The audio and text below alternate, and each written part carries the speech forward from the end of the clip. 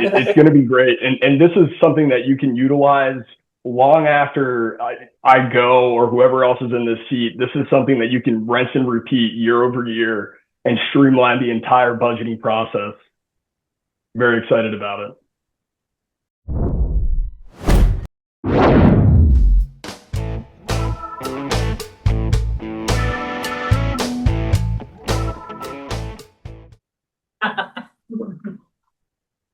Okay, it is 5:30 and I will call this meeting to order.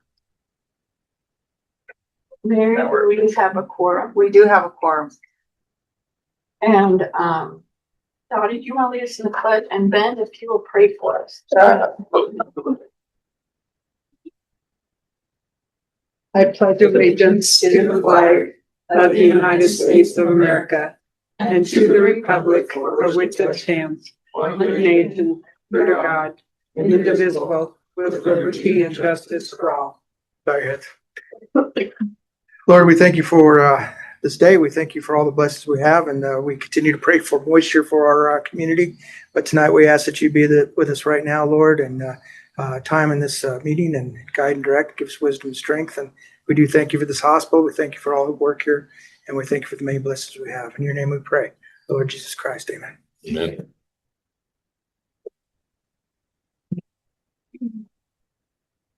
Okay, do we have any additions or changes to the agenda?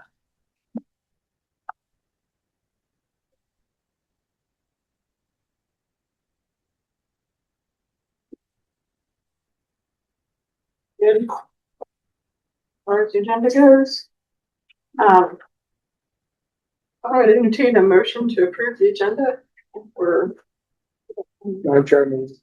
The agenda. anybody second. Second. Been moved and seconded to approve the agenda. All those in favor say aye. Aye. All those opposed say. So we have an agenda. And now the minutes, because did everybody have opportunity to look at the minutes and see if there's any changes?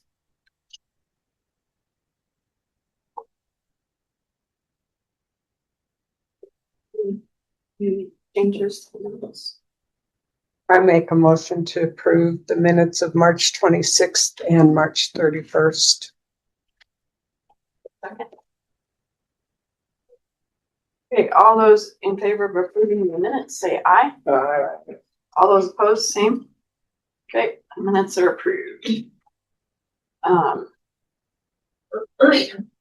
do we have any visitor comments? Any visitor comments? There's two people who will be. Do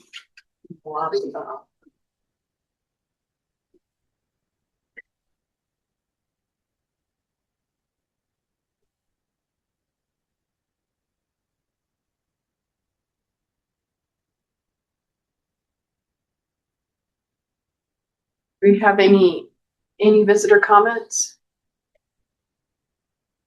Okay, if there's no visitor comments, let's Ollie, you're up. Goodness, that was There fast. you are, right behind you. It went really fast. Yeah, it went really fast. So my report is going to include a little bit of infection prevention, surveillance of ongoing and long-term care, emergency department, and acute care, with no outbreaks currently, which is wonderful. Employee health and safety. Year to date, we have 4 claims with 0 lost days from work. And then I am continuing to track the incidence of verbal, physical threats and escalations of violence. And I started doing that in January with 3 reported incidents to date. From now till January. Yep, till now. Yep. Then for quality, Group A of the Quality Committee met the following: our department reports in progress of performance improvement projects. Acute care, Donalda continues to work on her discharge vital signs in the emergency department. Home health, Heather reports on a new PI project regarding medication management. Infection prevention, long-term care UTIs were down from the previous month's totals with continuing surveillance, which is good. HR, Rebecca reports on a new PI project that deals with assessing early job adjustment readiness as well as performance support and retention. And for radiology, Keisha reported on the challenges of challenging her employees with exams and increasing the confidence with exams performed on the new season. Quality data includes transfers out of the facility for the month of March are 5, with 4 going by ground ambulance and 1 by flight. Manor transfers for the month of February were 7 with 1 admission. For emergency department readmits within 72 hours, there was a total of 3 patients. All were seen twice. And in our incident reporting system action queue, we've seen an increase in medication documentation errors coming out of long-term care and daily held a mandatory nursing documentation and administration educational class that was well received. Compliance and risk education is in the works regarding HIPAA privacy rules, and no word back from the state or the feds regarding our EMTALA review. All I have for you. Any questions for Polly? Okay. Thank you. Yes, thank you very much. Okay. We're here. I just have a short little report for you. Our current census today is 50 residents. We have 1 resident currently in the hospital in Rapid. We're watching him and things so that he'll come back to us. We don't have a date on it yet.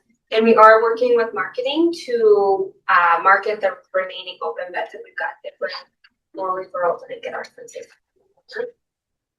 I do want to touch a little bit on contract staff and just kind of let you know where we're at, but where we came from. When I first started in October, we had 11 contract staff.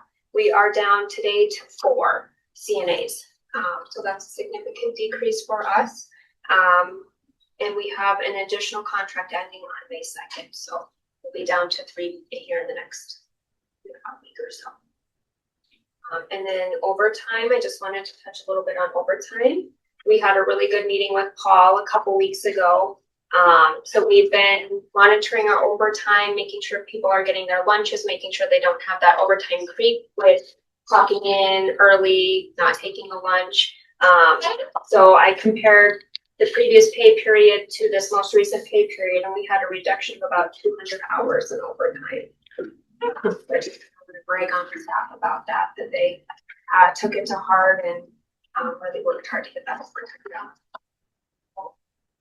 And then we did have a survey from March 30th to the 31st. We had our survey up, and we just got notification the other day that they approved our plan of correction. So yep, everything is good. Any questions at all? Perfect. Next report. Just not much really going on next door. We've reduced since Kelly left. Her last day was in this last month of March, and our total for clinic patients was 616. So we beat last year's record by 5, and I'll take it. What we've been working on is just trying to capture at least 17 patients per provider each day, and we're averaging about 13 to 17. Our walk-in program is just hopping every single day. Right now, we're just continuing to watch our overtime. Jesse's schedules coming in late and leaving early. Amanda is out on FMLA. She won't return until July. So we've just been solid for the weeks so that we're functioning greatly. We did have a little bit of a hiccup with a freezer that got booked inadvertently, had a bunch of vaccines in it. We were able to contact the state and they were still viable. So we didn't lose any vaccines, which was really nice. Monitoring that really closely, and maintenance has been over and changed all the alarm batteries for us. We did move a great big table from the basement upstairs because our people didn't have any place to eat. They were eating at the desk, which is an infectious disease issue. And it's made a huge difference because they have asked for that. And it's just the small things. And we're not having any missed punches, and everybody's taking their breaks and lunches now. So, and I've just been working with Paul with the revenue for about 3 weeks. Any questions? thank you. You're welcome. Oh, and thanks for helping out on the revenue side. Okay, let's see. Okay, well, up to you, Rebecca. I'm just going to summarize the report that I left for all of you, so in case you wanted a more detailed copy. but the primary focus of the HR team is in supporting the efforts of the stabilization plan. Phase one was for me was position control.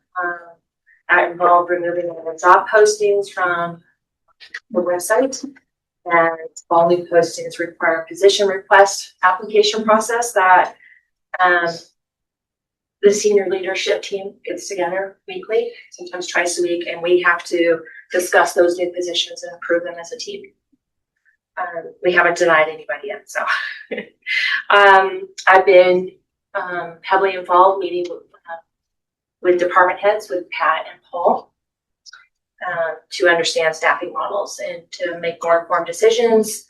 I was able to obtain wage data from the Wyoming Hospital Association, and Dawn also called the area hospitals like Curt County and Campbell County to see if they would share some of their compensation data, and Paul is using that to incorporate into building us some compensation model.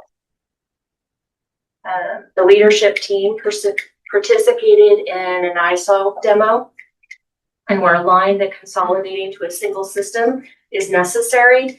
However, to keep focus on the stabilization plan, we're not going to bring it to you until next month. And when we bring it to you, we promised an ROI, return on investment on it. But last week broke off. Rebecca introduced the idea to us, to you.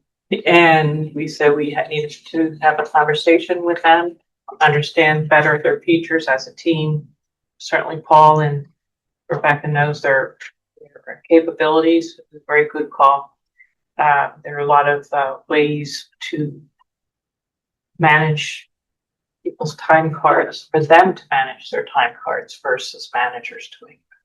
And for them to also be able to make changes then approved by the managers. But most of all, I've learned it allows one platform to take over and talk. We continue to have issues with ADP and UKG. Yep. I make up something. UKG, because they don't talk together, these two systems. And what happens is these gaps fall. And we had a near issue with paid time off being hit twice instead of once. If someone asked for 8 hours or had 8 hours, wanted to put it 16. So there's these chinks in the armor and these cracks between the two systems. So what we owe you is an explanation, as we said, of the details of the features and benefits, but also the return on investment that we do expect from this system, with decreasing some of these errors that we're seeing, the amount of time it takes, plus dissatisfaction of the staff. So we still need to package that for you, but we did have the meeting that we promised we would have with the vendor. It went pretty well. Okay. And lastly, more detail, the positions that are up and we've all discussed and approved is on the sheet, but the current approved openings are concentrated in long-term care and a few clinical support roles. Very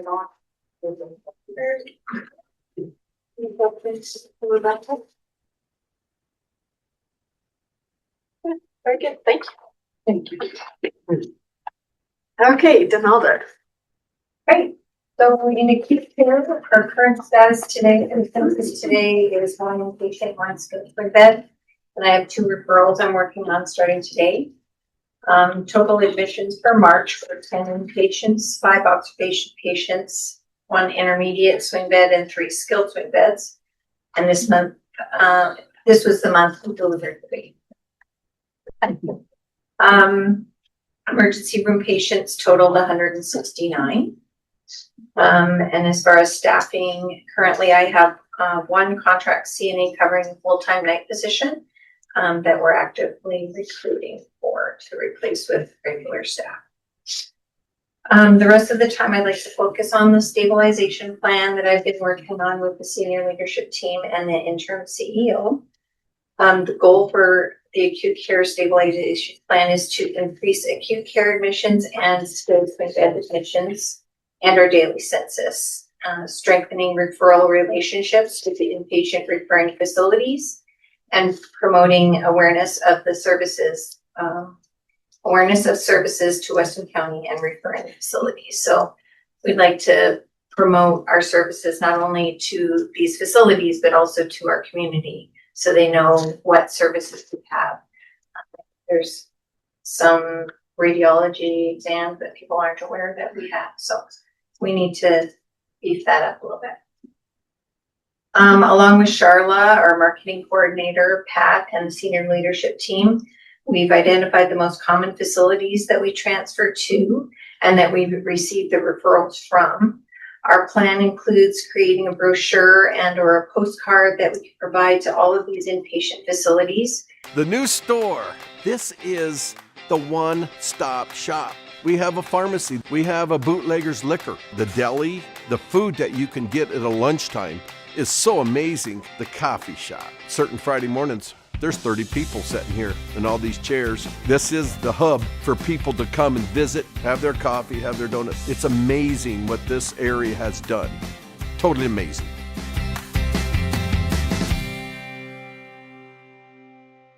Our plan includes creating a brochure and or a postcard that we can provide to all of these inpatient facilities with testimonials from past patients, pictures of our lovely facility, and promoting the vast numbers of services we provide that make us stand out from other critical access hospitals or swing bed programs in the state. We plan, yeah. We plan to have in-person or Teams meetings with the referring facilities, their discharge planners / case managers, to educate them on what services we provide and why we're the best facility for their patient needs. We can also call or fax these facilities with our current census and the beds that we have available. We found out today that Monument Health has a daily census call that we can be part of to follow any patients that we've transferred to them and, encourage them to send them back to us instead of other facilities. We plan to improve our skilled swing bed program by increasing time that therapy is in with the patient per day, the number of times the patients see the provider in the first few weeks of their stay, involving the providers more in interactions with the patients and the families regarding their progress, and encouragement to participate in therapy for greater success in the goal to discharge home. We will have the therapists and nursing collaborate closely with each other to identify goals for the patients and continue to strive for those goals when therapy isn't in the room. So on weekends, doing exercises, walking them more, getting them stronger so they can go home. Time from referral to acceptance will be 2 hours unless there are insurance or medical issues. That's my goal. We will also make referring facilities aware that we can transition patients to home health, long-term care, and outpatient therapies once they've completed their skilled stay. So there's continuation on once they leave our facility. And there will be some challenges along the way as we develop the program, but I feel like we have a strong start and a great support from our team.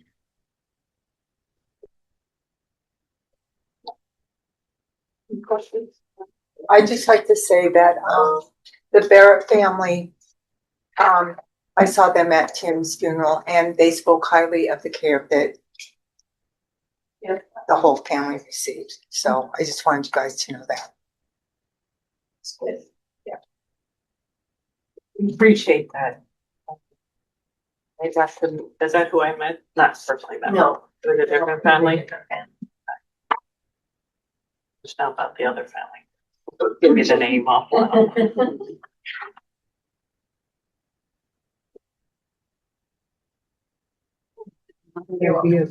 Yes.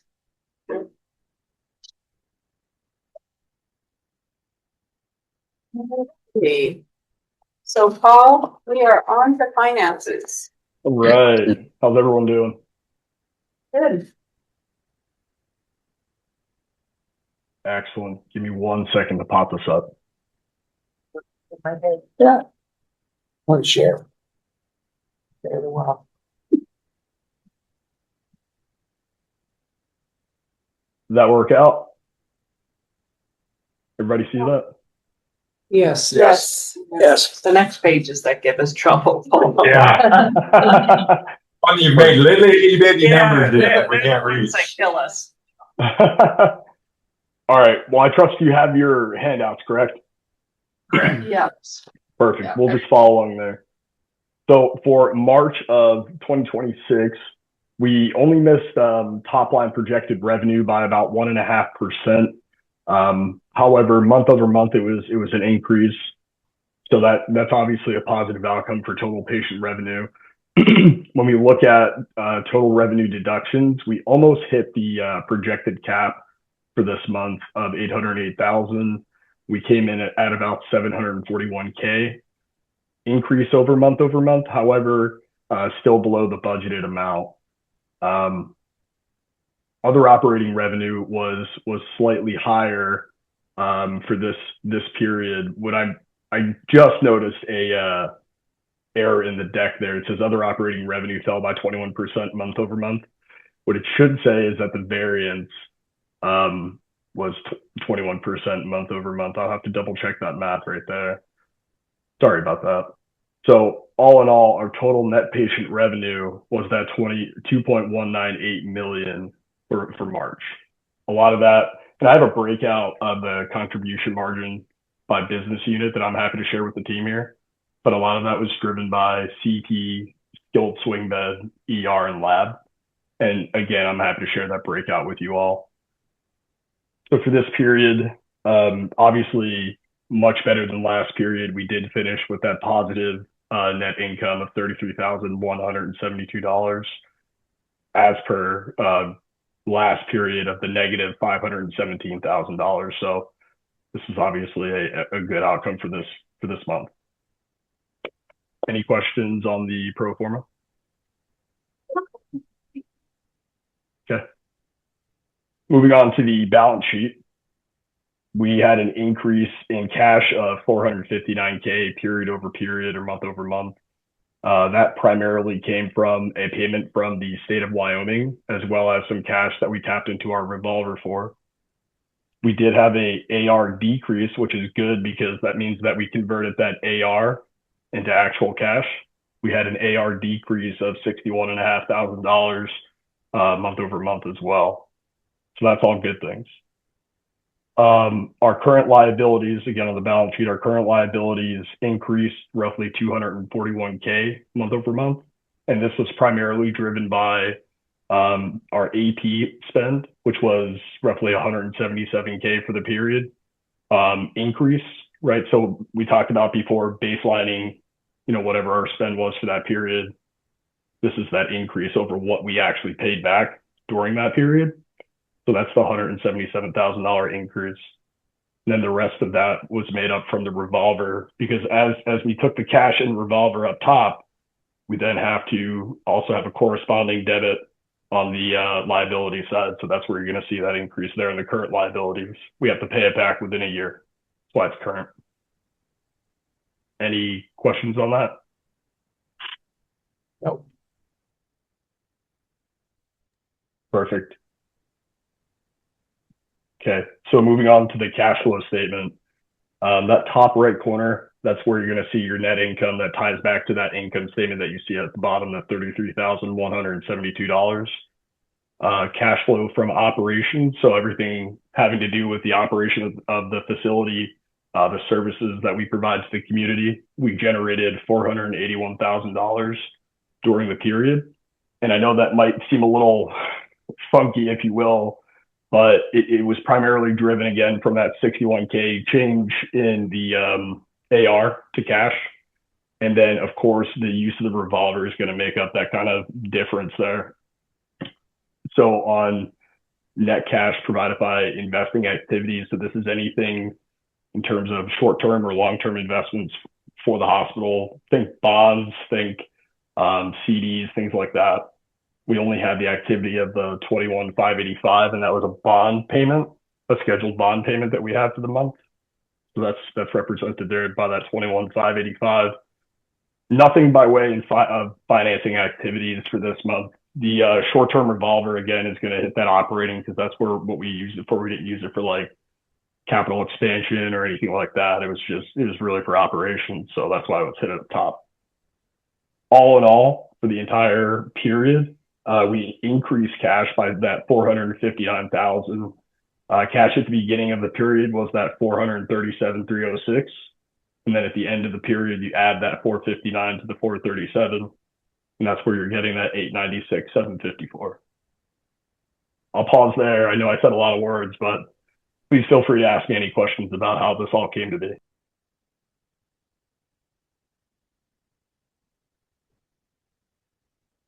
Looks like you're good to keep going. Okay. It's a lot of numbers. And so I'm working on another format to share with the board that really breaks out kind of drivers and units and things of that nature, a little more visual instead of numbers heavy. More to come on that though. With respect to the actual packet, I'm sorry. We do have the HB and PB HAR to go through. So we did have a slightly significant change via HB and PB month over month. What was causing that was somehow, some way, one of our gap payments made it into the Epic system. So it reflected as though we had all this AR outstanding. We were able to strip that all out and book it properly in our Sage system. So that's where you're going to see that couple $100,000 decrease in the HB. With respect to PB, right now, again, self-pay is still the biggest culprit. We're working very diligently. Tris is working incredibly diligently to solve that issue for us. We anticipate at this point, there's roughly, call it $3 million in collectibles that we have to work through in what's called work queues in Epic. And Trissa and I are partnering with Inova, our third-party RCM, to address all those issues and get that $3 million back into the house. Any questions there? The sooner the better. Yeah, exactly. Yes, and we're on them like you wouldn't believe. So, and they've been very responsive. Just to share the flip side of that coin. Yeah, I just want to echo in having the twice a week meetings. Chris has been very instrumental, like a heat-seeking missile, with follow through, which is very much appreciated. And Paul's on there, I'm on there, and I've just seen such a difference from my first meeting listening to now in terms of they have an agenda. They have numbers, they have follow-up, they are prepared, they're on time. And a little bit of whining today by them on how hard they're working. And their sympathy meter did not move because maybe if you've been working this hard since last October, we wouldn't be struggling right now. And the other thing that Tris is working on too is you might want to add in is we have to get into these portals, right? And we have to have our stuff together too, that we're working on in addition to their stuff. So there is some things that we need to take care of for them to do their job. But now that we have these work queues going, we're like, have at it. Is that fair? Yes, they're doing a good job. We've had a lot of movement. We have to get access to each one of their payer portals to be able to follow up on the claims to make sure that they're in compliance with our payer agreements. For example, Blue Cross and Blue Shield, one of our biggest payers, have 45 days to pay us. Some of our claims have not been paid within that time frame. So we're going to be working diligently to make sure that if we have pushback from them, that we send them a demand letter. We can charge interest on that if we get that back. And so I have a personal contact at Blue Cross and Blue Shield, and we're exercising that and just getting all the administration changed over. It has not, there's no double administration. And so that's one of the things that we're never going to have happen again is we're going to have layers of, if someone leaves, there's a succession plan. And so you don't have to go through them donating your blood. Today I had to show my social security card to the VA to be able to even start an application. So. And Denise is helping us even track down our payer contracts because of the change in administration. Where are these contracts? And so we owe still to Inova some of those contracts, so they know what we are paid. matches what we're supposed to be paid versus underpaid. So you can see the number of people in this room that's touching the revenue cycle. Many in this room that are sitting here that are even on the call. And eventually that'll drop down. But for now, we want to remove any excuses from them and give them answers in real time. So that is what we're talking about here going to address. I mean, I'm just blown away by that 208,000 over 119 for self-pay related to the clinic. That is just an unbelievable number. Is that going to drive down that? No. So yes and no. For the self-pay, they are not on the hook, Inova. That's on us. But Paul, you have an idea that is actually going to be in our revenue cycle plan, but you have an idea where we may outsource the private pay portion. So I'll let you talk. Yeah, that's correct. There is an opportunity to outsource that private pay portion to get collections on. It's a totally end-to-end program where people will go out, collect on that self-pay, that private pay, take payments, send bills, send messages, invoices, all of that completely outside the organization. And it's a very small percentage of what they collect, so they don't get paid if we don't get paid.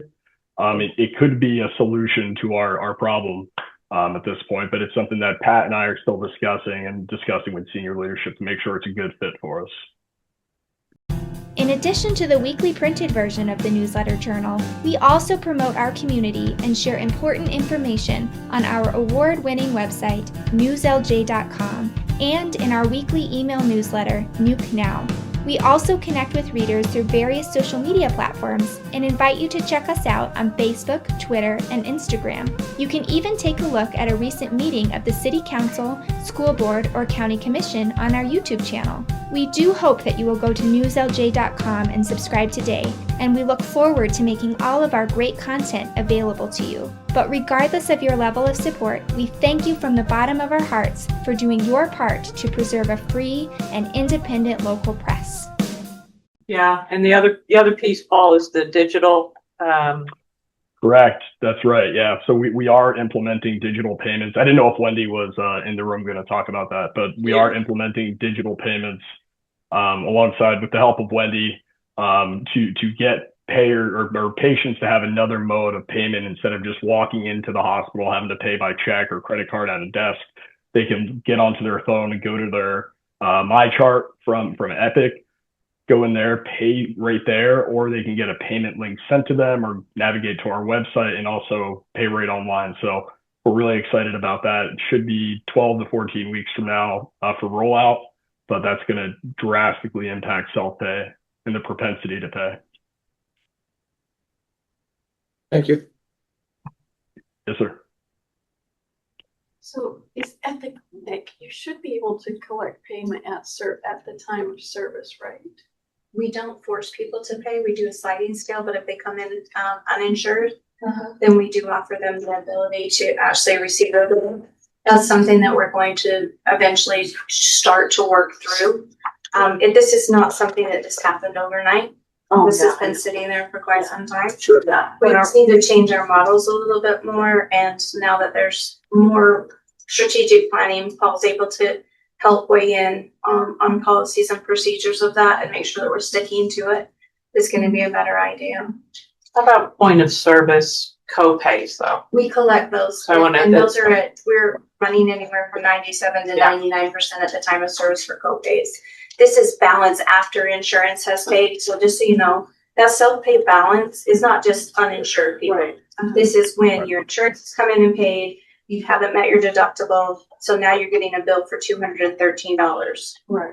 So this is what falls into that self-pay. It's not just your uninsured. Absolutely. And if you want to drill that down, there are reports that Paula can give you that you can see that they are truly uninsured, or if these are balances after insurance has paid. Well, and isn't that part of the reason why it's hard to collect at that time, because you don't know exactly what the insurance is going to cover. Now, just so you know, there's a new format. This is coming out on Epic, and it's the price transparency. So when you do come in, Monument's in the process of just getting that up and running to the point that it is going to be out there. We can actually give them an estimate. It sends it right to their insurance. It will tell them whether or not their deductible is going to be met, or what their responsibility will be. And then they will have an opportunity to pay that or not. So we're gonna start to push that pretty hard. They utilize it quite a bit in Redwood City and it's pretty effective. It's like, I don't know, I've always understood when I go to the clinic that I need to pay them that day. And well, I feel but like I said, that's we have what very few people that come in that don't have insurance. Okay. So like I said, the self-pay balance is after insurance is paid or things like that, but we are collecting all co-pays up front. And that's all we are responsible to collect at the time of service with insurance. So, right, yeah, right. yeah, that's all. Not the requirements. Yeah. So I just have a question, because I've been asked this and I can't answer it, but how close is when the price transparency, how close actually is that? Within what 3 they to actually 5%, Mary. Is it, okay, So the only time that it would change is if you have an injection or you have longer in your normal, if we schedule you for a 15-minute visit and you end up taking 30 minutes, then it's going to change. And so that's what we try and educate people. just so I can tell people, because they've asked, and Right. I can't give them an answer. It's within 3 to 5%, and that's out on our website at the same time. So if they have any questions or they can't navigate that, they're free to call too, and I can show them where to go get it. So, and the collecting of the co-pays is a lot better than it was Absolutely. even 6 months ago, Mhm. because nobody was We have a collecting. notice right up front. It's a sign that we've made that just says co-payments are due at the time of service. And it's really nice because people come in and that's the first thing they see. And so that's, it's already in their mind. And so then we don't ask how you want to pay this.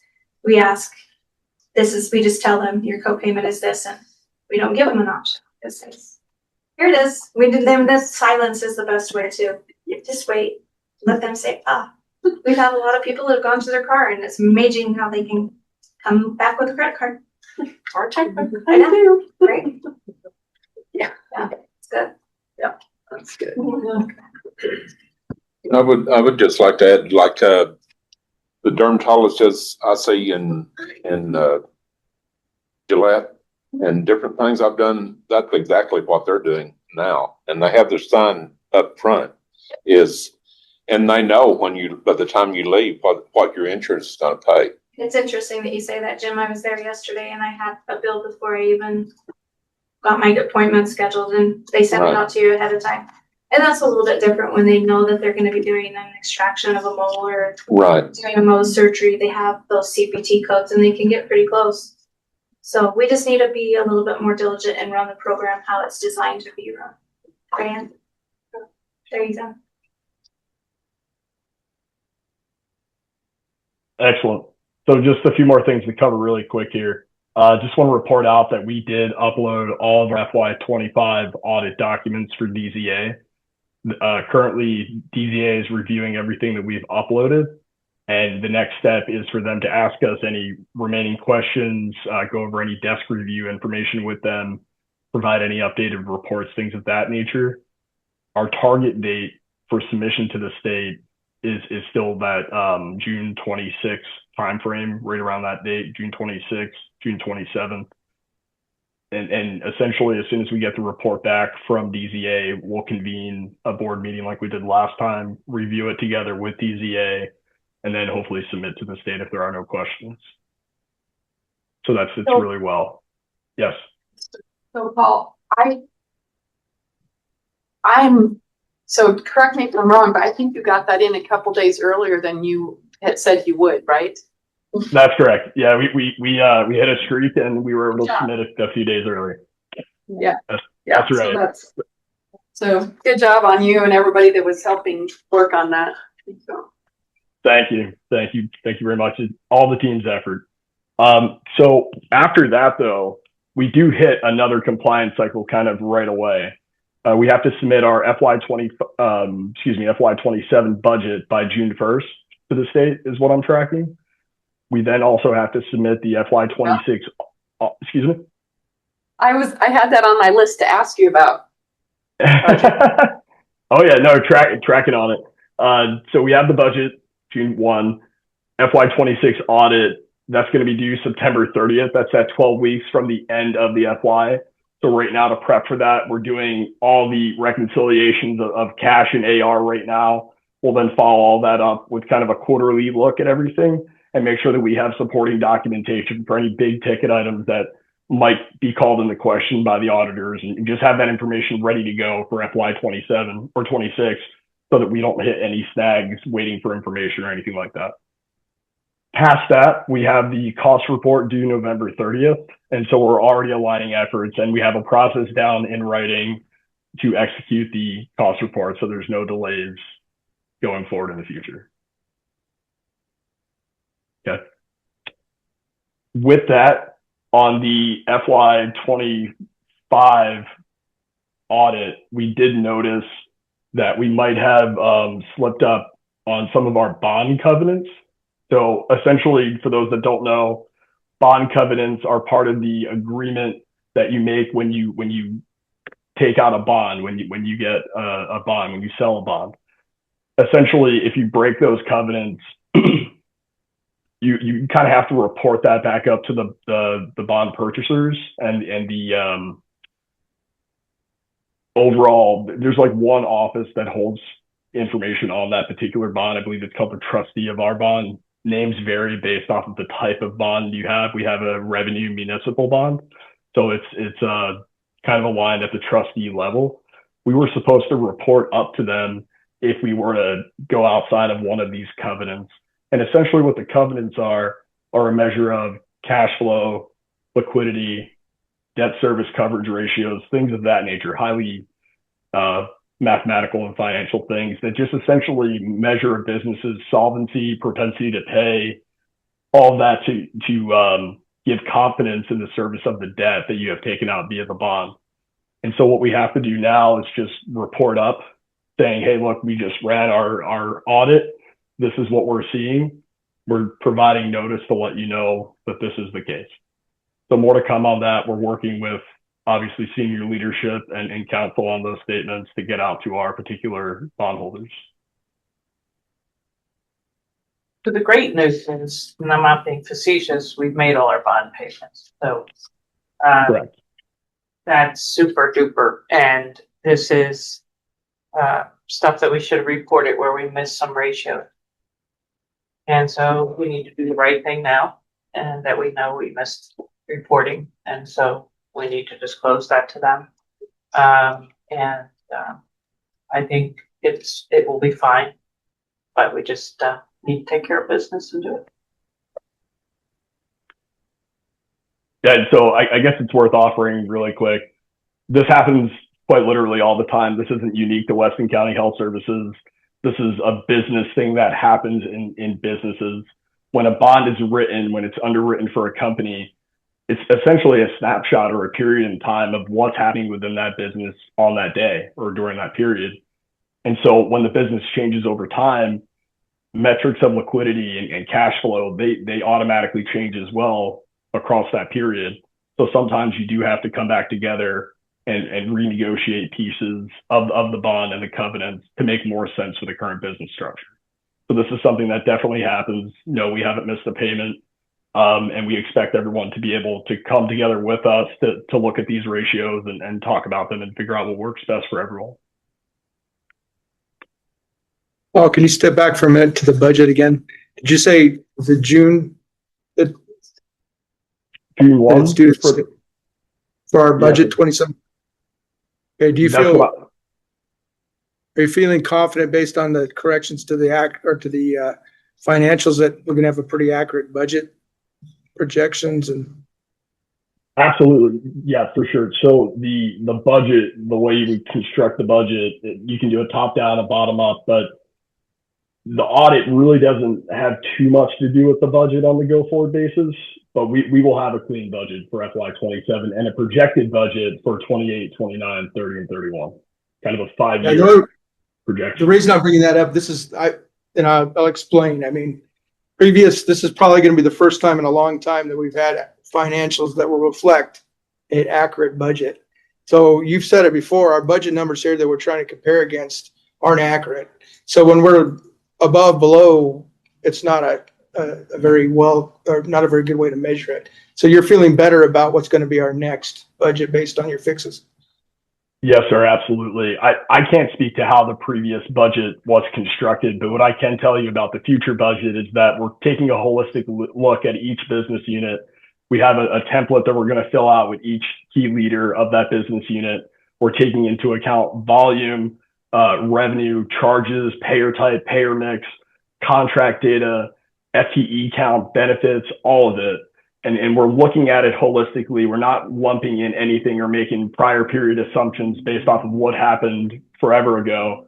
We're looking at the here and now. We're applying what our volumes should be for the next FY based off of the seasonality we saw in the previous FY and projecting that forward. So we should not have the same issues. What we should see on a go forward is kind of that left and right tight variance. And then if there is a hockey stick situation, it's because there was an outsized growth somewhere, or we took advantage of another service line, or there was an increase in population in Weston County, something we can actually measure back to. And right now we can't do that with the current budget. Thank you.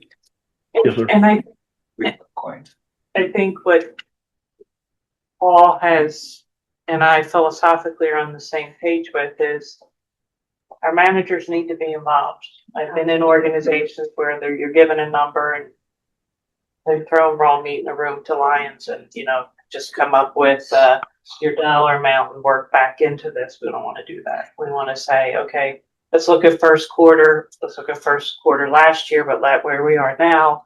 But we're going to tie in to some of the assumptions we have in the stabilization plan as well as the marketing plan. When do we think this initiative will hit or that initiative will hit? So it's not going to be, here's your number, divide by 12. There's going to be thought into when things will hit or when we may see a dip. So more to come, but Paul has developed a program that you're going to send out to the managers for their direct input, right? That's exactly correct. We actually have, so it's almost impossible to put together a 46 business unit Excel spreadsheet of a budget. So for the first time, I believe for the first time here at Weston County, I created this online budgeting tool where they upload templates. Key decision leaders and business leaders upload their templates right to a site, and then it consolidates all the budgeting stuff all into one tab and one platform that we can all review and see. And we could even make it public if that's something we want to do as well.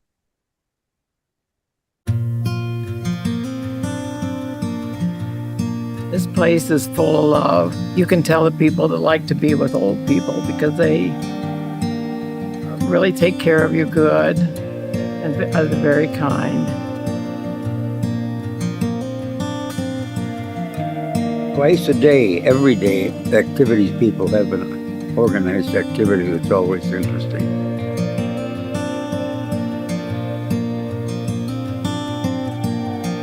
Everybody loves to play bingo. We play it 3 times a week here. We also have ceramics that you can paint.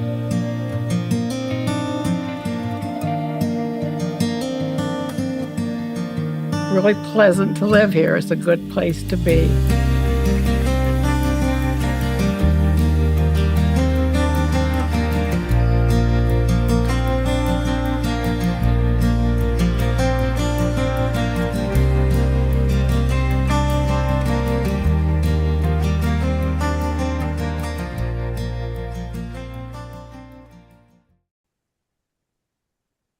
Very excited about the budget.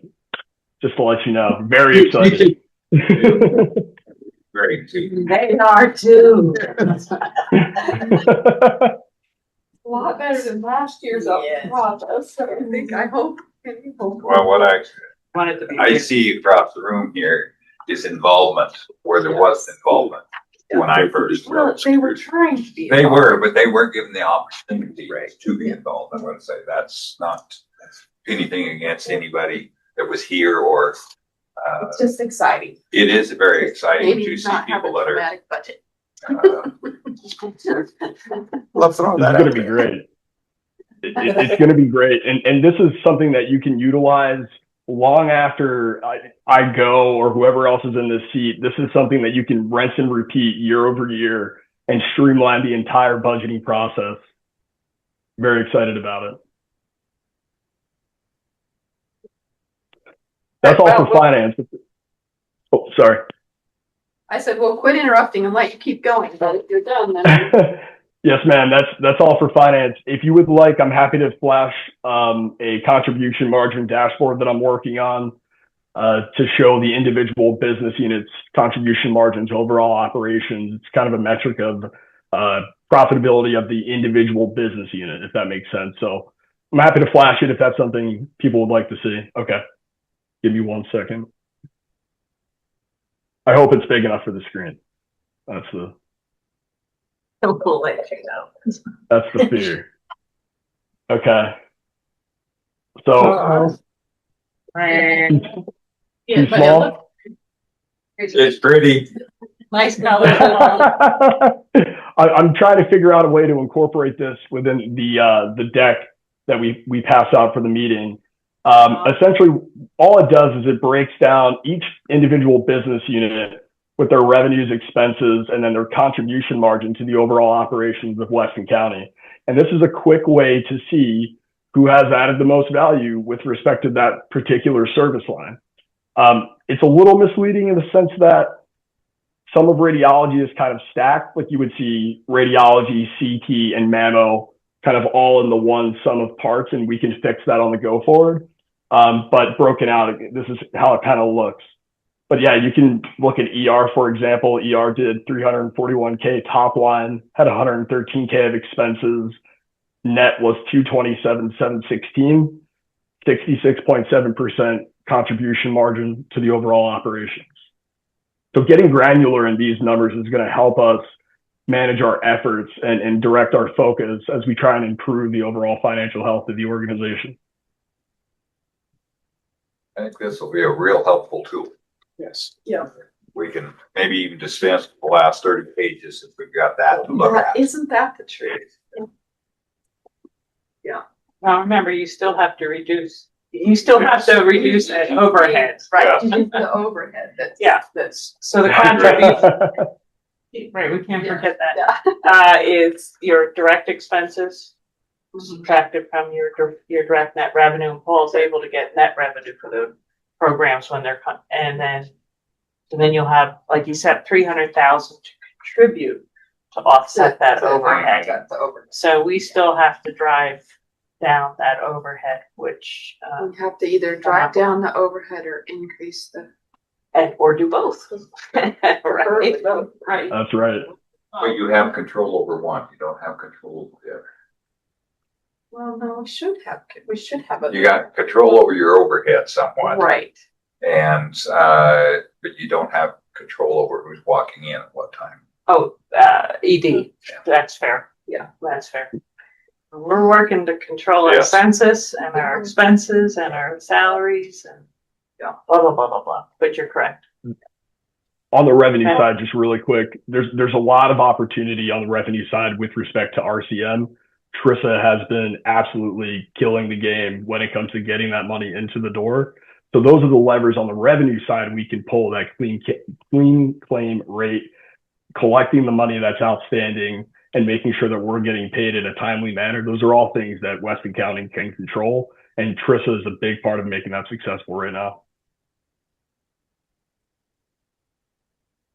Great. So I had Ted or Ben, or do either of you have any to add as far as from the finance committee? No, I think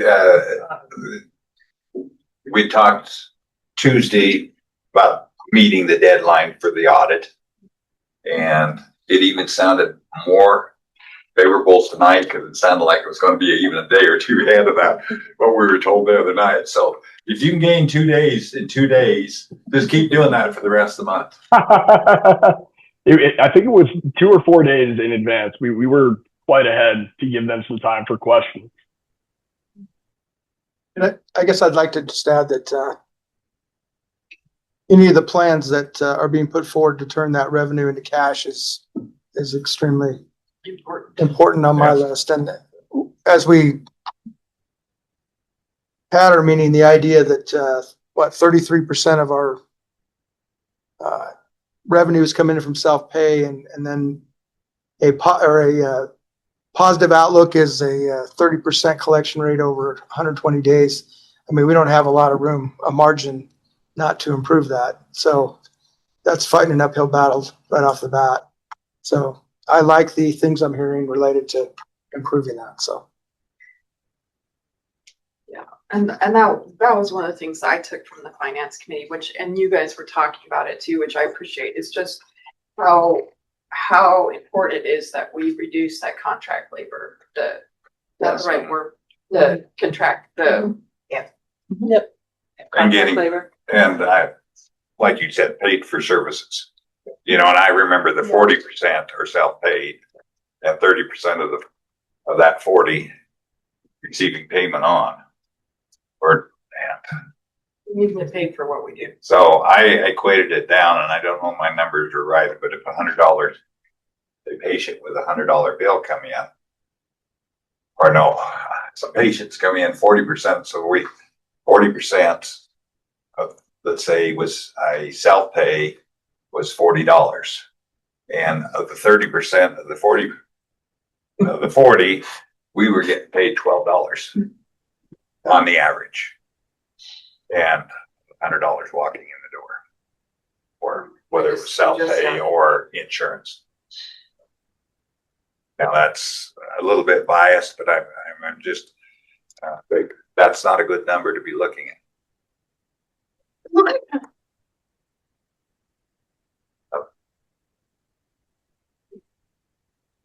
Was that good for finance? Any more? Okay, thank you, Paul.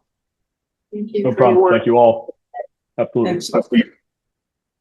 Thank you. Yeah. So I'm going to spare you slides and just talk a little bit about the team and what you've seen. So we've made mention of the revenues, we've made mention of the stabilization plan.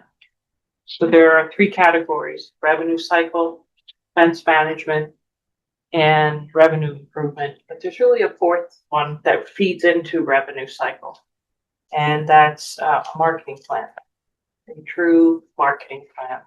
And I'm just still kind of thinking about the meeting we just had with Monument. We were able to get a meeting with the head of discharge planning and social workers at Monument. She gave us an hour and really talked through how she's inviting us to be part of a morning daily call to follow up on our patients that may have gone out and that we do want them to return. Also to give them the opportunity to talk about any patients from our county that may be there for other services that they've spoken to about coming back and returning. So there's 5 key hospitals altogether we want to have those similar conversations with. Because, we only have 12 beds to fill. I don't think you have enough, and I'm not being obnoxious, even though we sit at 2 today, 2. We really can get this swing bed program back online. One of the other parts of marketing plan and revenue cycle is we met this week with many members of the team. Donald mentioned it earlier. What is our swing bed program? What are our components? How quickly do we give hospitals answers in terms of accepting patients and bringing them in? That's where Donalda and the team had said, oh, it's usually 24 hours that we get back to them in. We said, can we do that too? Because if we can do it too, they may not choose other places or be pushed to other places than us. On the revenue side as well, we need to talk about increasing our charges. We need a selective charge increase. We also need to be working on revenue capture of the charges we put in, improving our charge master. On the expense side, every single person we're meeting with in this room, individually with HR and me and sometimes Paul, to say, let's talk about our staffing. Think about if someone resigned, would you replace them in your department or not? So we're having these thoughtful set of questions going through, and it's not comfortable for folks.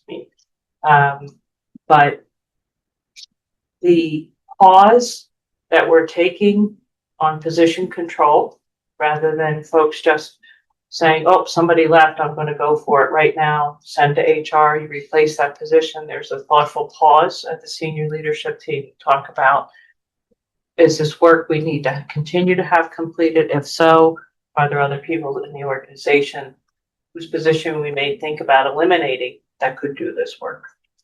The other big premise that we're working together on is, are our staff with their licenses and certifications working at the highest level that their license and certification allows? And for example, one of the things we just talked about today with home health was, why are we using CNAs for the in-home program to do meal preparation and cleaning of the house? We can have homemakers do that who are not certified, don't require that, and free up the CNAs to go and see our patients that do need CNA services and be billable. And so, yes, the other day, Denala was at a meeting and you came in and said, I'm looking to replace the contract labor with RN. And we said, could you use an LPN? And she said, you know what? If I had an LPN, yeah. So again, can we take the lower skills or the lower expense and still provide great care for our patients and meet the needs, and then free up the RNs to work at their highest level? So we're having those conversations frequently. Contract labor is correct. We have it in other pockets of the organization, and our goal is 0.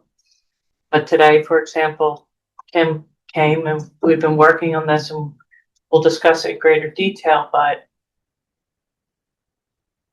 how many more CNAs do we need to hire as regular full-time on our payroll to move out, to be able to use our per diem, or what do you call it here, PRN, only for covering vacation, only for covering medical leaves, and use them judiciously as they're designed versus working full-time or part-time and then saying, oh, I'm PRN, I don't have to come in.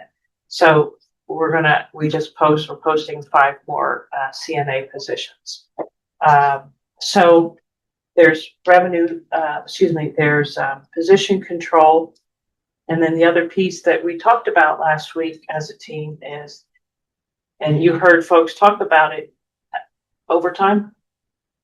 You have policies already that said overtime needed to be pre-approved by the manager unless there's a patient emergency.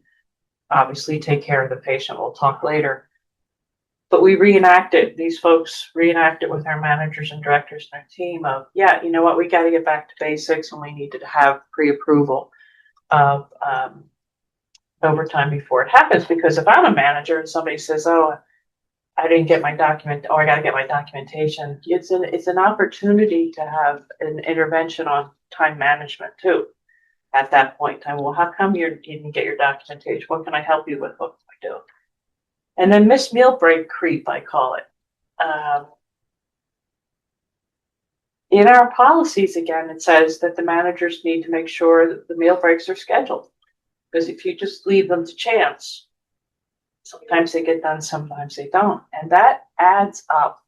It really adds up. And most importantly, I want people to get their breaks. I want them to do a better job of. I want you to eat and get your breaks. So when Trissa was talking about moving a table, you probably thought, what, did she lose her marbles over there? That she thinks that this is a really great achievement? No, she identified it as, part of the reason why we have missed meal breaks and talking to her staff is because they sit at their countertop and they just keep going, and they're on the laptop. They're answering the phone, answering questions. Yep. No, mealtime, you're supposed to be on break. That's right. So while the rest of the country watches brackets fall apart, Wyoming's finances are being managed without guesswork, and that discipline is delivering championship-caliber results. State Treasurer Curt Meier has helped grow state investments into Wyoming's top revenue source. When it comes to the state's finances, it is a good idea to keep the ball in Curt's hands. Re-elect Curt Meier and set the stage for a finer 4 years for Wyoming. Got the tape, not for ourselves personally, but we got the engineering maintenance guys to bring it up and put it there. So these ideas are coming forward. Also on expense management, I'd say we're taking some really hard looks at some departments that may be slightly overstaffed for the volume it has. And we want to make sure that we're smart. Sometimes when you do reduce a position that is it occupied, you then have another effect that you don't want, right? You have a secondary wave that we don't want. So there's active conversations about an internal pool with Donalda's leadership as well as Kim and Heather's that says, if home care is down and we have a CNA, have we cross-trained him or her for long-term care that may have a need, or the inpatient side?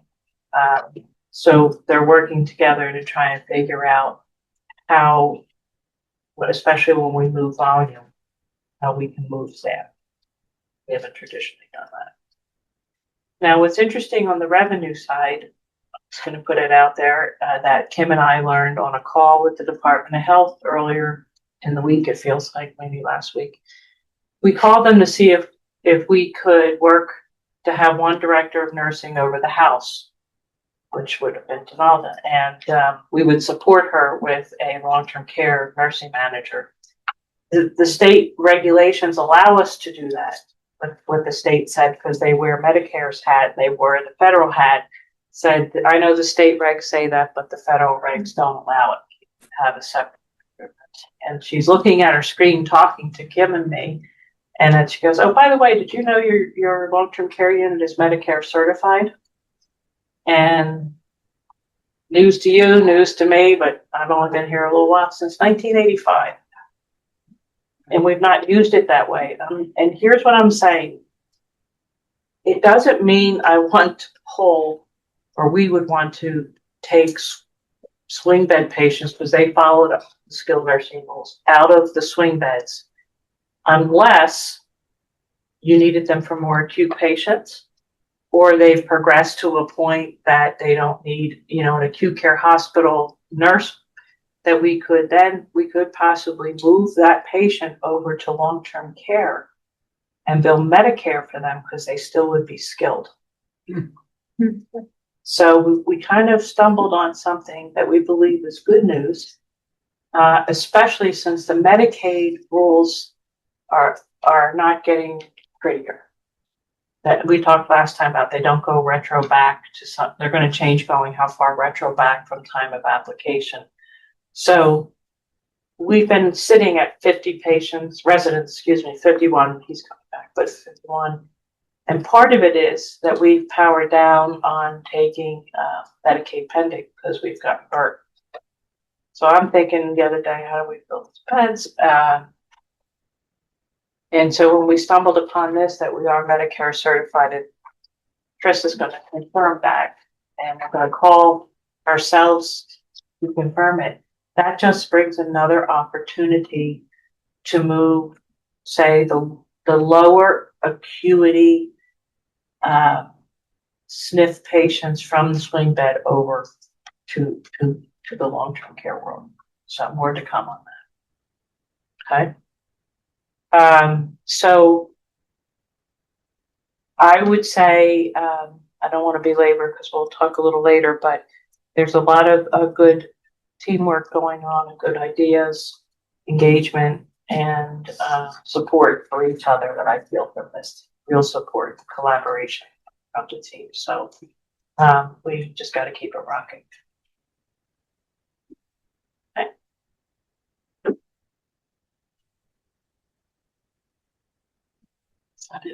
That's it. I don't think that's it, but I'm not downplaying it. Okay. Do you have a foundation? I do. Actually, we met earlier this week, and I think I told you last time that Holly Borton joined our team, and so she was at her first meeting. We still have, I think, room for 3 more members. We're kind of trying to recruit some Upton people, so if you know anyone, we did have a couple in years past. And so we'd like to have some representation from there. So if anybody has any ideas or any names to throw out there.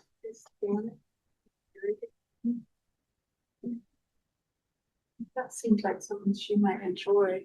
What's that? Janet Material. She might, I don't know. I don't know. That was just my first thought. Who's that? Janet Material. Oh.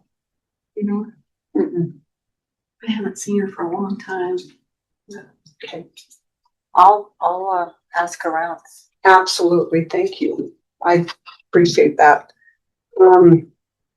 Sinead was there, talked about the golf tournament. Originally, we had talked about maybe having one in June, but she did some checking, and even though some of those dates are open here, there's golf tournaments scheduled other places that would take people away. And so she recommended September trying one.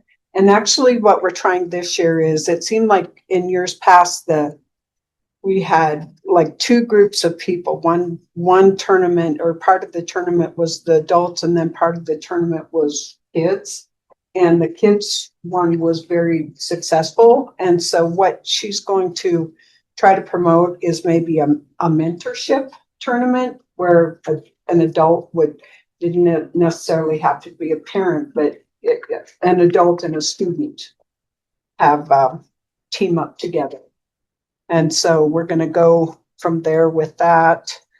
Also, let's see, we talked about some fundraising, and Jen is going to bring that to the next meeting. And the last thing is we're working on just promoting the foundation board as far as, because there's a lot of people. We have gotten some nice donations, but we'd like to get the word out a little bit more, because I don't think a lot of people know a lot about the foundation. And so Jen is working on trying to maybe, she would like to coordinate it with when our audit is submitted as a more positive promotion.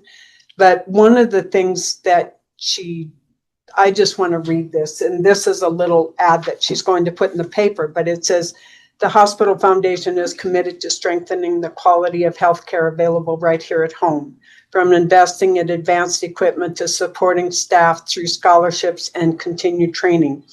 But the future of rural healthcare depends on more than funding alone. At this moment, we are asking our community to stand with us in a deeper way. Supporting our local hospital isn't just about giving. It's about choosing to invest in the well-being of ourselves, our families, our friends, and our neighbors. Together, we can ensure our hospital remains strong, resilient, and ready to care for all of us now and for generations to come. And then we wanted to put a thank you to our donors. And initially, she thought about listing the people, but then at our meeting, we decided rather than listing the donors, we're going to list the things that were purchased and also the amount of staff that was served through scholarships or trainings. So that is wonderful. I think that was pretty nice, well written. Yeah, well, and I think that's what her degree is in, is marketing, but she's got some really good ideas. So Dottie, who would like Janet get a hold of? Mark. Okay. Yeah. Actually, or Joanna too, she would be. Joanna Akers. Okay. What was the last item or program that you fundraised for? CT. Okay. Probably your equipment. Yeah. Yeah. So, did I ask it? Something came up today at our meeting with Monument. And I'm really not making a formal ask, let me be clear. I did, so, because I haven't talked to anybody else, but one of the things that I hadn't thought about, because you are so rural versus what I'm accustomed to, is what the case manager for the hospital said to us, Monument, is, you know, when we send patients home or we transfer patients out and if they need transportation, often Medicare or the payers only pay for the next closest hospital. So let's say a Weston County person, patient, resident went to Monument and had surgery or had an issue or what have you, and they got their 3-day qualified stay there and wanted to come back or wanted to go next to a swing bed program or inpatient rehab. They're coming back, and where did they get stopped? Doctor. First time dance, depending whether it's a spirit vision. Right? I'm like, oh, right?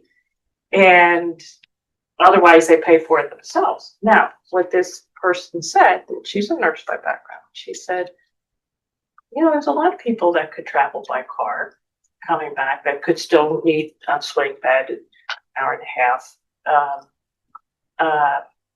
with family, that's possible. Or they would be appropriate for a wheelchair van or a van with a litter, right? But they don't need basic life support, say. And so when we were talking, it hit me, like back early in my first part of my career, I had an acute rehabilitation hospital, and the company I worked for always made sure that acute rehab hospitals had a litter capable and stretcher capable and wheelchair capable van. And our guys that we did drive it or women, had one driving and one would sit with them. But the amount of help and assistance we could give to our patients to come to our hospital, not needing to do BLS, not needing that cost, but that we now do some appointments for our residents. But it also could help us with bringing patients back to see their specialists, this band concept. Now, I asked how old our current vehicles are, and it's not terrible, but 2018 and I believe 20, oh gosh, what did I read? 2018 and 2015. Yeah. But I thought, that's new in our house. It's new in our house. What'd you say? New in our house. It's all relative, right? That's all brand new. It's all relative. 120,000 miles. All relative. Broke in. Yeah. Oh, nice. Put wine in that. But it got me to thinking, could it be a project for the foundation? Could we think about this? Anyway, just when we brought Alan home, right when he was in Rapid, we had to clear out all the seats out of our Suburban. I think that's what we were driving at the time, so that he could lay flat to bring him home. So still have that available. Yeah, we do actually. The kids are driving it. Well, on that Solved. on that avenue, there are some things available through Senior citizens. Senior citizens They that have the equipment. They have the state vans transportation vans. Yeah. Which are handicap accessible, some of them. And they do go to Rapid to take patients over for appointments. Would there be a possible of them bringing someone back? Well, it's interesting you bring that because, and I don't know if it's the same place, but the lady we were talking to is Prairie Hills Transportation. Is that different than? At the. Oh, that's Prairie. So the senior center does have the same option as we do, a wheelchair van. Well, what she's kind of talking about is something that would more of a stretcher. Patient down in, somebody that isn't going to be able to sit that hour and a half. Yes. Yeah. So it was just much more. Yeah. Well, and the other thing is, now that you mentioned that, sometimes your donors, if you have a specific project in mind, you can approach them and they're more apt to give rather than just an open-ended donation. So it's definitely. It's a combination of tangible, so you're getting a vehicle, right? Like equipment. But we may also be able to say, and we want to have the 2 employees who are BLS or certified and available to take. So would you support the program, donating to the program? So, but boy, I think getting the residents of Weston County back, granted, safely. Yes, safely. While the rest of the country watches brackets fall apart, Wyoming's finances are being managed without guesswork, and that discipline is delivering championship-caliber results. State Treasurer Curt Meier has helped grow state investments into Wyoming's top revenue source. When it comes to the state's finances, it is a good idea to keep the ball in Curt's hands. Re-elect Curt Meier and set the stage for a finer 4 years for Wyoming. Good plan. Good idea, though. Your little trunk may not be too. It might not work. Yeah, I wouldn't suggest it, honestly. You got a lot of dog driving around, or you stop back out in the hall, 5 or 6 litters. Get a whole pile. Can I don't mean to interrupt. This is Heather. But just on Ted's, question about the senior center, that would be wonderful. But the problem is the senior center does not let their staff put hands on or assist anybody getting in and out of that van. So if there was an issue, the senior center would not be an option, unfortunately. Thank you for the information. Yeah. Nice that you knew. Also, just one last thing. The foundation did ask the different departments for a wish list. We got a Christmas catalog from Keisha. The only thing is we did look at all of those, but we would like to have you come to the next meeting and kind of explain what some of those things are, because some of them were scientifically.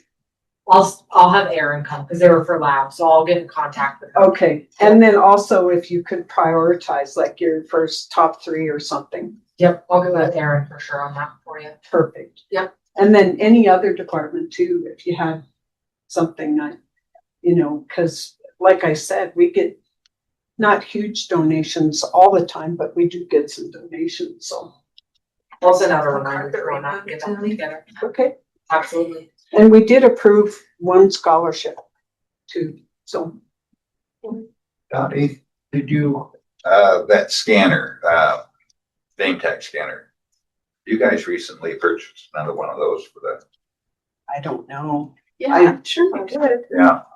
I know the CT machine and stuff, but I think more recent than that was that scanner that was. Oh. The name tag bar scanner. Oh, the bar scanner. Yeah. Oh, The printer.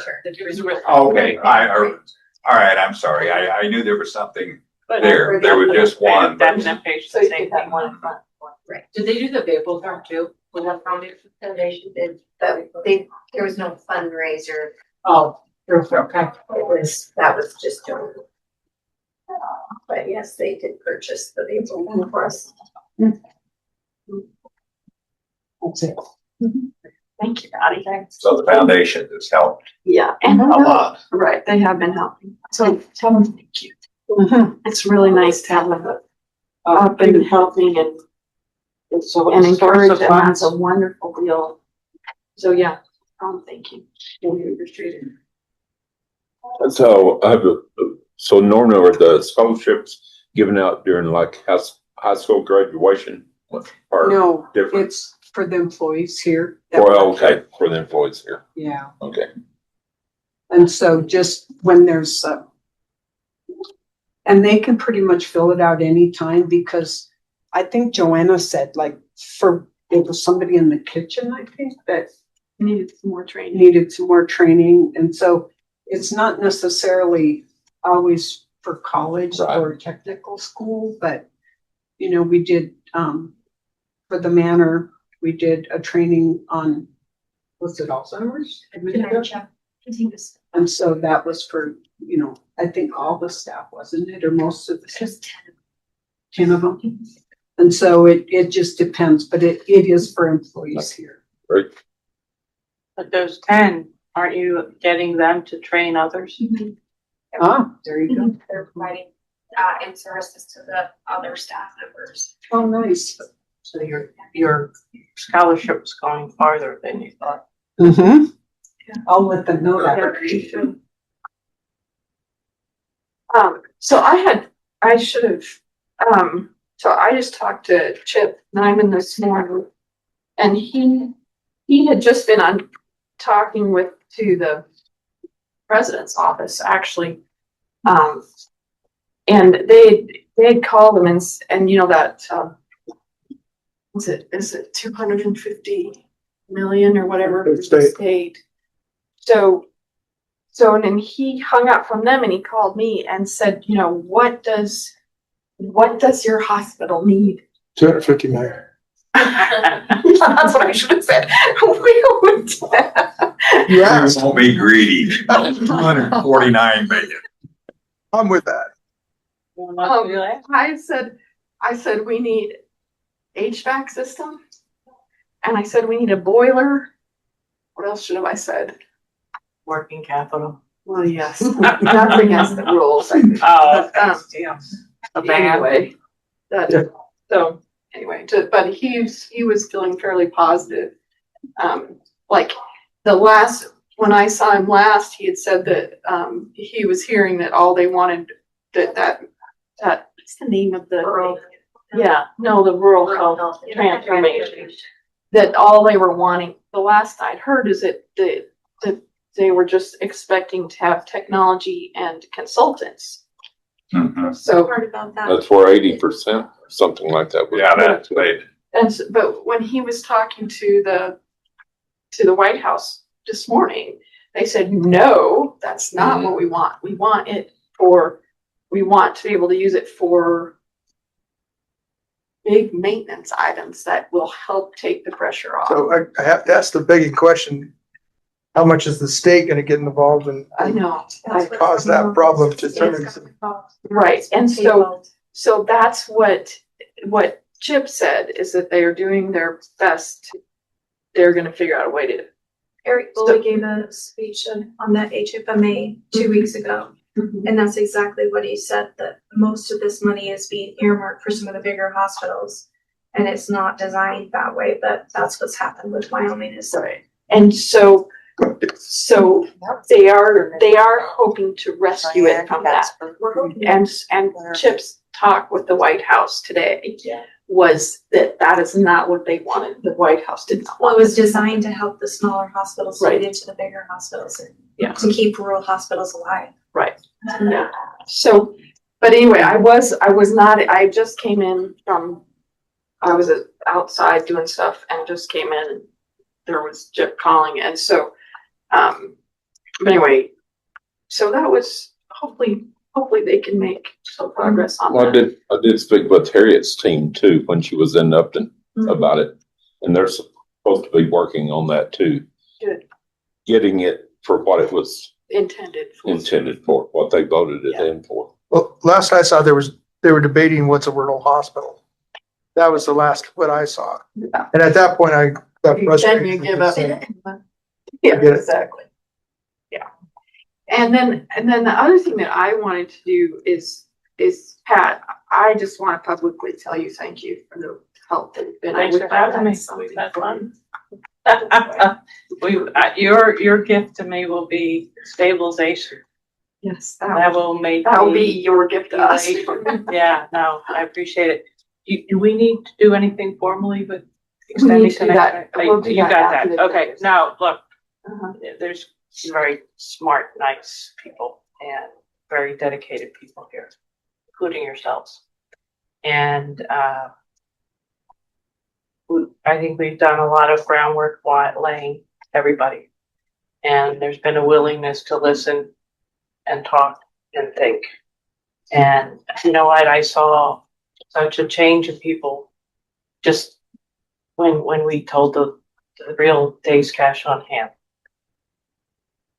And people knew things were going on that weren't so hot, or we weren't doing so hot, but really didn't know exactly where we were. So I appreciate coming, the opportunity, and appreciate working with these folks. It's been fun.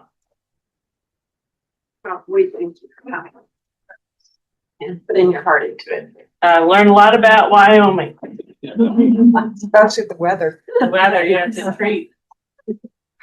It's an ongoing, Yes. you never learn enough about Wyoming. Boy, I love 70-mile-an-hour speed limits. I love 75-mile-an-hour speed limits. You got the 80s mile an hour? I haven't seen 80 yet. I've seen lower gas prices. Yeah, so Yeah. Wide open spaces. less traffic. Pardon? Wide open spaces. Unbelievable.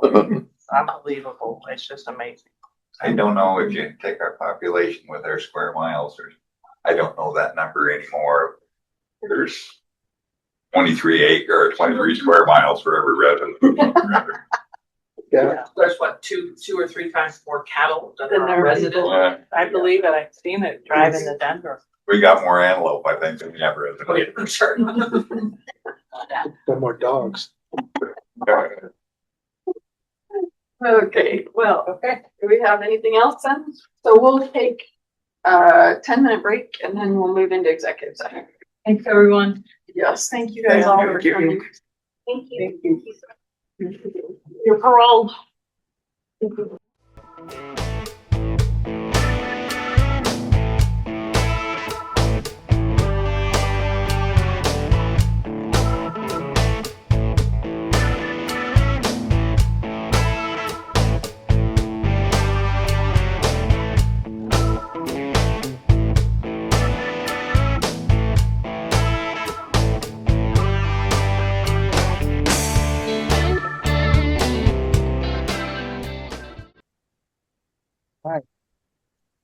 Hopefully you won't recording the whole. Glad headphones? No, No. I would say close all rooms. Really? Oh, look at you. Yeah, she's in charge. And then you can close that down. Have to do that. Yeah. Make a motion for this. Yeah, I'll make the motion. Now we should be in regular session again. Are we recording? Yes. I think recording. Recording. Okay, so I'll make the motion if you want me to. I make the motion that we extend the interim CEO's contract to 3 May 2026.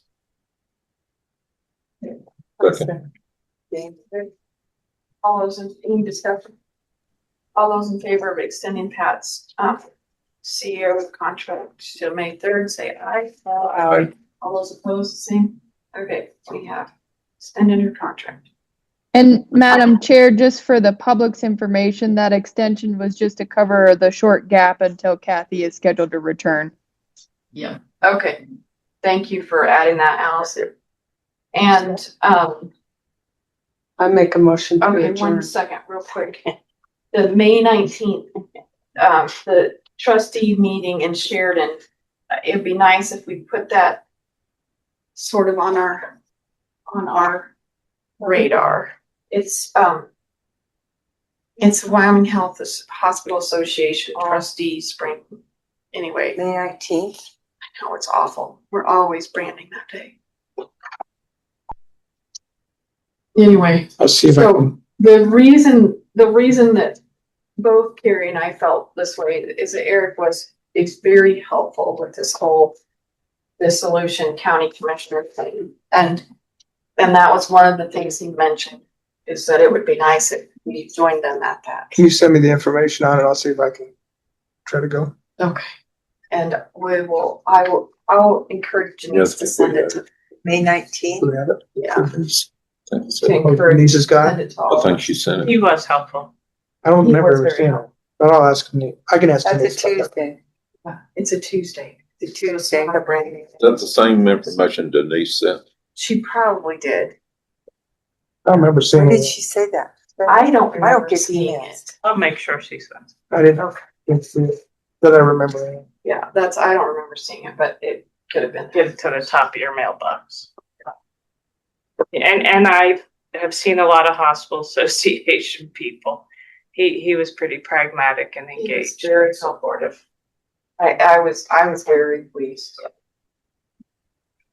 So anyway, so I would, if anybody wants to adjourn this, they'd be welcome to. I make a motion for the. I second.